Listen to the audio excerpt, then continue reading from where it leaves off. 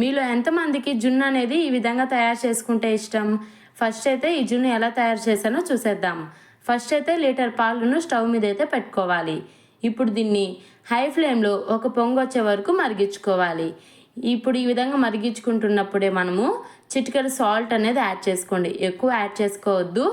చిటికెడు సాల్ట్ అనేది యాడ్ చేసుకోండి. సాల్ట్ వేసుకోవడం వల్ల మనకి జున్ను అనేది సాఫ్ట్గా కుక్ అవుతుంది, టేస్ట్ కూడా బాగుంటుంది.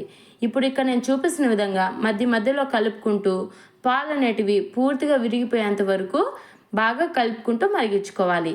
లో టు మీడియం ఫ్లేమ్ అడ్జస్ట్ చేసుకుంటూ మాత్రమే మరిగించుకోవాలి. హై ఫ్లేమ్ పెట్టినట్టయితే మనకి ఈజీగా అడుగంటిపోయే ఛాన్సెస్ ఎక్కువ. ఇప్పుడు ఈ విధంగా బాగా మరిగించుకుంటే ఒక 20 నిమిషాలకి ఈ విధంగా థిక్గా అయితే అవుతుందన్నమాట. ఇప్పుడు దీంట్లోకి అరకప్పు వరకు పంచదార అనేది యాడ్ చేసుకోండి. లీటర్ పాలకు అరకప్పు వరకు పంచదార అనేది సరిపోతుంది. ఇప్పుడు ఒక 2 నిమిషాలు అలా ఉడికిచ్చేసుకొని స్టవ్ ఆపేసుకున్నట్టయితే మన జున్ను అనేది రెడీ అయిపోతుంది. మీకు ఆవిరి పట్టిన జున్ను ఇష్టమా, లేదా ఈ విధంగా తయారు చేసుకున్న జున్ను ఇష్టమా అనేది కామెంట్ చేయండి. అలానే మన ఛానల్ని ఇప్పుడే సబ్స్క్రైబ్ చేసుకొని బెల్ ఐకాన్ అయితే క్లిక్ చేయండి.